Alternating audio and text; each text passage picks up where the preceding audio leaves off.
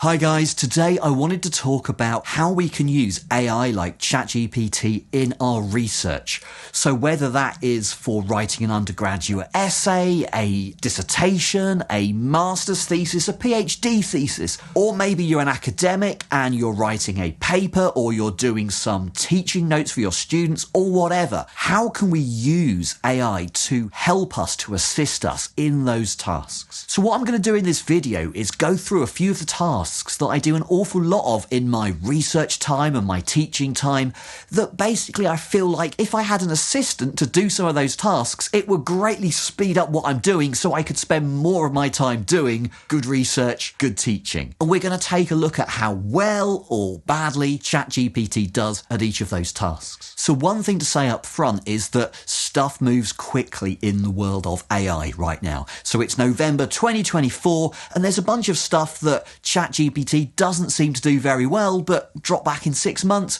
maybe it will have got much better at that stuff by then, okay? But I'm looking at what can it do for us as researchers and teachers right now. Second thing to say is there's a bunch of stuff I'm just not going to be interested in, and I don't think you should be interested in it too, like ChatGPT, can you write my essay for me? Can you write some content for me that I can pass off as my own? We're not going to do that. For one thing, it's cheating, it's dishonest, but also you're probably not going to get a very good bit of research out of that kind of stuff. You're not going to get a good essay, you're not going to get a good article, so we're just not going to go there. Third thing to say, the quality of the output you're going to get from ChatGPT or whatever really depends on the quality of the prompts you give it. So one good bit of advice I had on this is you can't expect it to read your mind, but treat it like it's an intelligent person who doesn't quite know what you mean at first. So it's like if you were posting a question on a discussion forum where there's a bunch of experts, but you have to kind of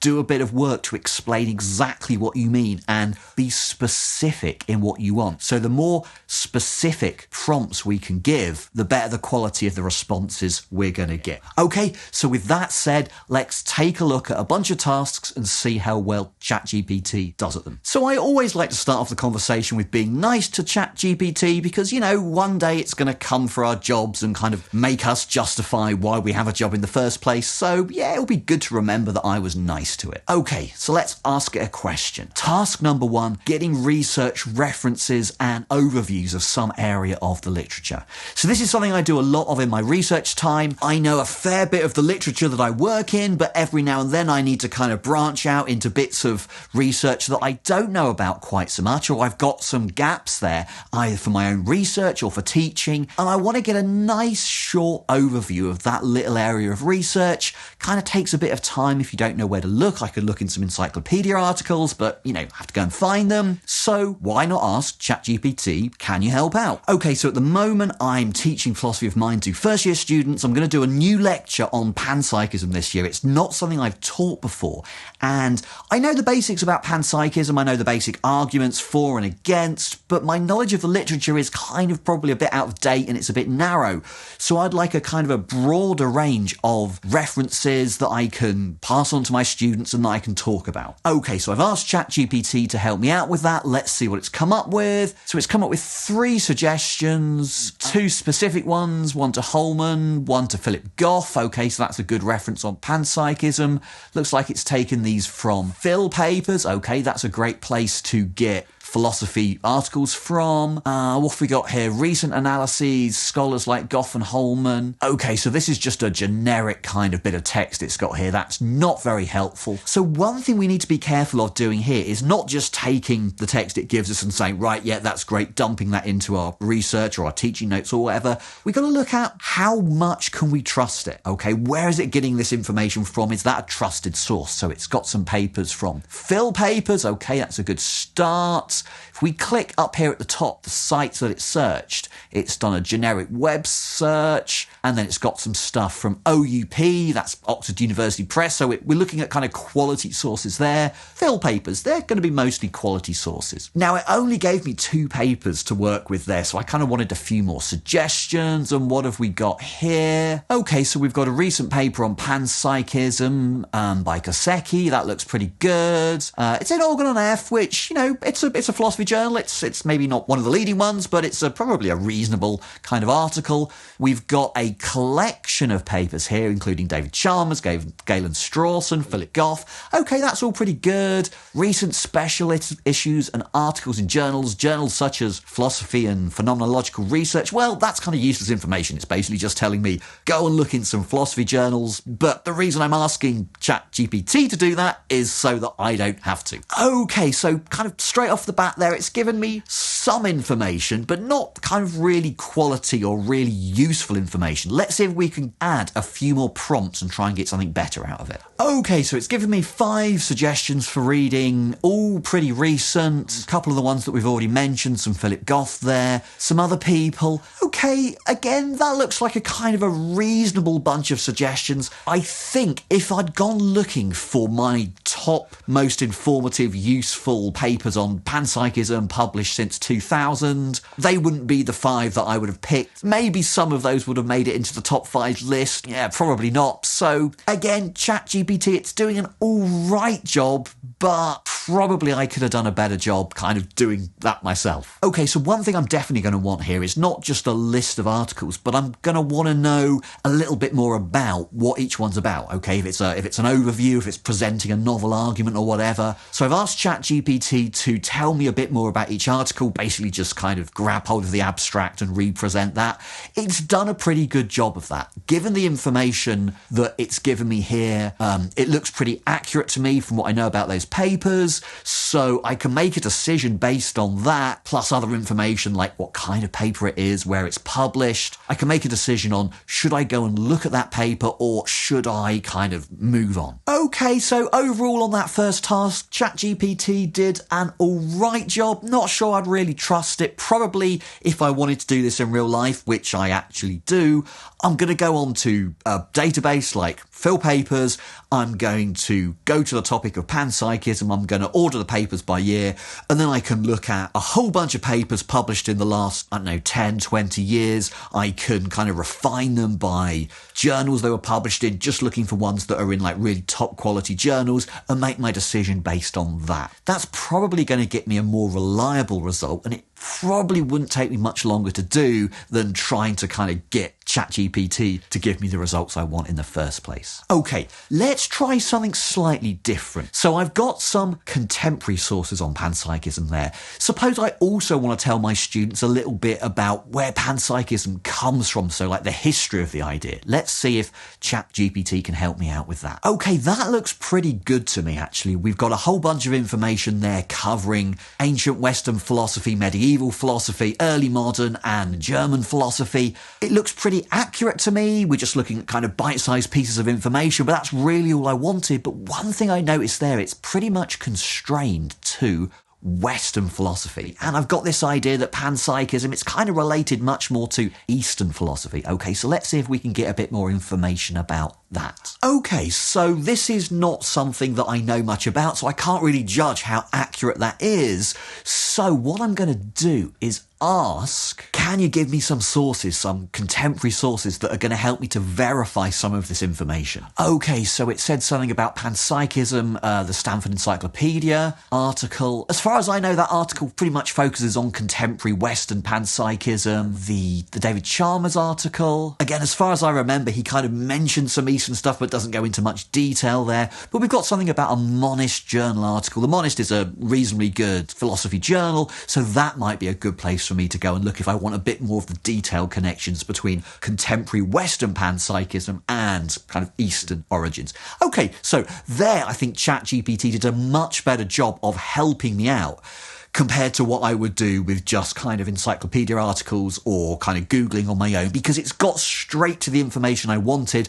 All I would really need to do is kind of verify a bit of that stuff by looking at one or two of those journal articles, and then I'm good to go. Okay, so for this kind of stuff, I think I definitely would use ChatGPT if I was kind of writing for my students or putting something in a journal article where it didn't really matter too much. You know, it's not like the whole piece of teaching or the article is really based on that. It's just an extra bit of information that I want to kind of throw in there to add a little bit of depth to what I'm talking about. Okay, let's try something completely different. Suppose I'm working on some concept, some abstract concept, and I want to know if it's got some kind of practical applications or applications in a different field. And this time, let's make it tricky. Let's make it something that is pretty recent, that I think there isn't much literature on. So, unsurprisingly, I'm going to pick Truthmaker semantics. Let's see if it can tell me about some of the applications that Truthmaker semantics might have. Okay, so Truthmaker semantics has interesting applications in linguistics, particularly for understanding how truth and meaning are related in language.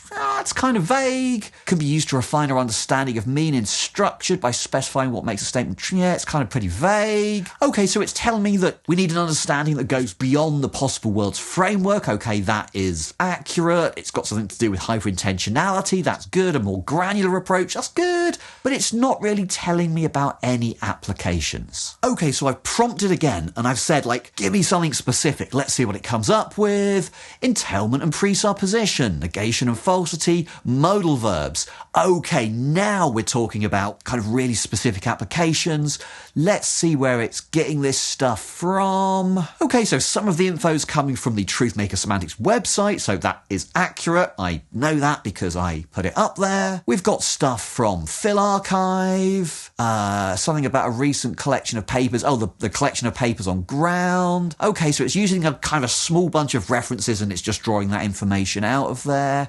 Okay, so it's done a kind of a reasonable job there, but if I knew zilch about Truthmaker semantics and I got this, I'm not sure my imagination would be sparked. A lot of that stuff looks pretty generic. I actually ran the identical query earlier on today, and I got a much, much better response. It actually told me specifically about a few things that Truthmaker semantics can do. So what I've learned from this is that you can paste in exactly the same query on different occasions and get a completely different result, one of which is really useful and the other one isn't useful. So I don't really know what you make of that. Maybe you should try each query a couple of times or just kind of keep asking it in a slightly different way and hope you get something out at the end.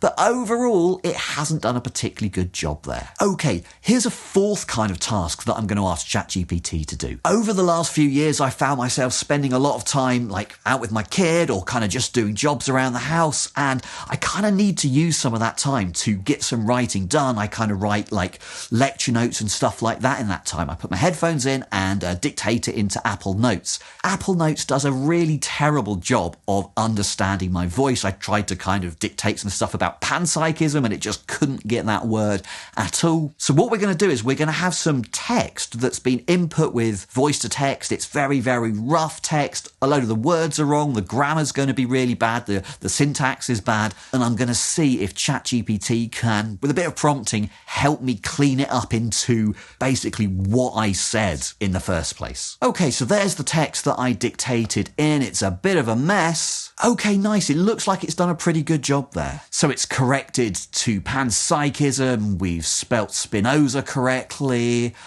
We've got proto-conscious properly hyphenated.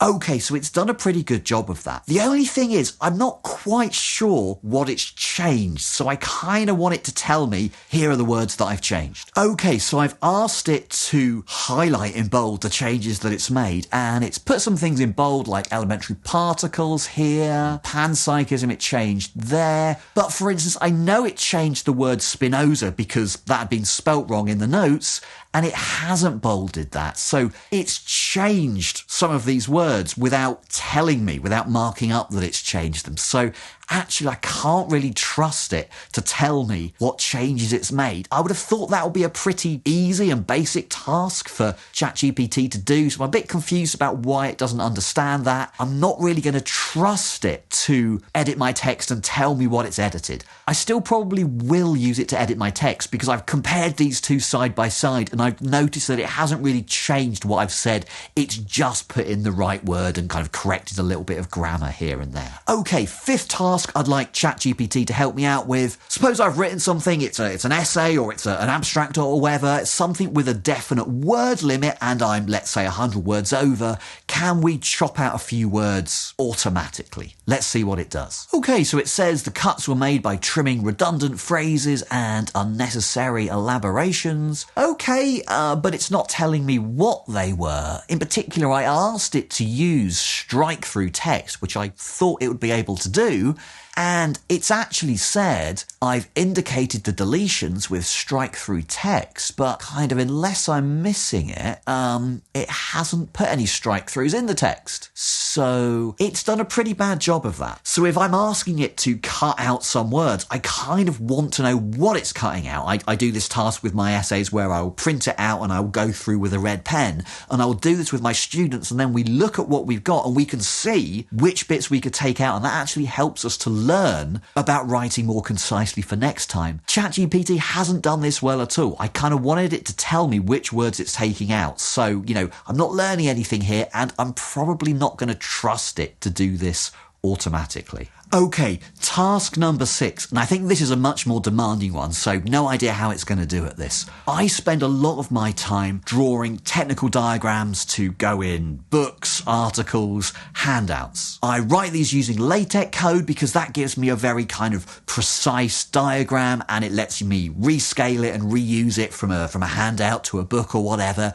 But getting these things right, it just takes ages, and sometimes I spend, literally hours fiddling around with these little diagrams rather than working stuff out, doing proofs, writing nice stuff. Okay, it would be really great if I could just describe the diagram to my assistant and it comes up with the LaTeX code, let's say, to produce a nice diagram. Now, ChatGPT does know LaTeX code. It knows, for instance, PGF code. It knows TIX code. Okay, so let's see how well it gets on with trying to draw a diagram or give me the code for a diagram based on my description. Okay, so I gave ChatGPT there a very non-specific prompt. I just said, draw a subset diagram. I didn't really specify what that's meant to look like. Let's see what it's given us. Okay, so here's the code that we're getting from ChatGPT. It's genuine TIX code. It typesets. It gives us a diagram. Only trouble is the diagram it gives us is just complete nonsense. It doesn't tell us anything at all. It's not what I wanted at all. So I guess that's probably my fault. I didn't give it a very good prompt. Let's try again. Okay, that's reasonable. It typesets, it kind of conveys the information, but the layout is all wrong. We should have the singleton sets down the bottom and the dupleton sets kind of above that and the triple at the top, and it's not really doing that. Not quite sure why it's come out like this, so let's see if we can prompt ChatGPT to do a little bit better. Okay, so we've asked it to improve, and this is what it's come up with, which is just complete nonsense. So I think here we're hitting the limit of, not the limit of what it can do, but the limit of this interface between me and ChatGPT in me trying to describe in text something visual. I mean, in my head, it's very clear what I want, right? We want the empty set, and then we want P, Q, R, and then we want the kind of, dupleton sets, and then P, Q, R at the top. That's a very simple structure. And, I can describe that in words just like that, but ChatGPT, it's not really getting it. Now, in practice, I can draw a diagram like this really quickly. The problem is when diagrams get much more complex. So I was hoping that ChatGPT would be able to take a simple diagram like this, do a good job, and then scale it up to a more complex one with a lot more stuff going on. But if it can't manage simple ones like this, I'm not even going to try it with more complex tasks. So maybe there's a better way for me to go about this. Maybe if I give it a few diagrams, like the code for a few diagrams that I'm happy with for simple cases, and then ask it to complicate them in various ways, maybe it will do a better job of that. Maybe, I don't know. I'm going to investigate this a little bit more because I think that this is a job that if ChatGPT can do it and do it properly, it actually would be a genuine boost in my research. It would save me an awful lot of time. So I am going to try and work out whether it can do that. And if it does, maybe I'll get back to you with another video on that. Okay, so overall, let's try to evaluate how we think ChatGPT is doing. Well, it can do some things remarkably well. Improving writing, taking out grammatical mistakes, pointing out kind of errors, knocking out a few words here or there, but still making the thing make sense. I think it does a good job of that. Pulling references off the internet, I mean, it can definitely do that. I'm just not quite sure that it's pulling the most relevant or the highest quality ones. You know, it's kind of a bit of a scattergun approach. Probably I will just do that manually. Telling me about the applications for a theoretical idea, I don't think it did a very good job of that at all. Telling me about the history of an idea, I think it did a really nice job of that. Getting into more technical things like drawing diagrams, that seems like a real mess at the moment. All of that said, you know, it's early days and the AI is learning all the time. So I think the more we use it and the more we kind of tell it, that's not what I wanted. I want you to do this, but you did that. It's going to improve, right? So I don't know, check back in 6 months' time. Maybe it's going to be doing much better at these kind of activities. And maybe we're going to find this sweet spot, right, in between AI doing really badly and AI basically coming for all of our jobs. Maybe right in the middle of that, it will actually be a genuine help in our day-to-day tasks. That'll be nice. Okay, so I hope you've enjoyed this. I hope it's somewhat helpful to you. If you want to help me out in making more of this kind of content, go over to my Ko-Fi page and take a look. If you've got any suggestions about how we should interact and prompt ChatGPT or about any other topic you'd like to see on the channel, leave me a question down below. Thank you to all my Ko-Fi supporters for making this content possible, and thank you to you for watching this far. I really appreciate it and hope to see you guys back here soon.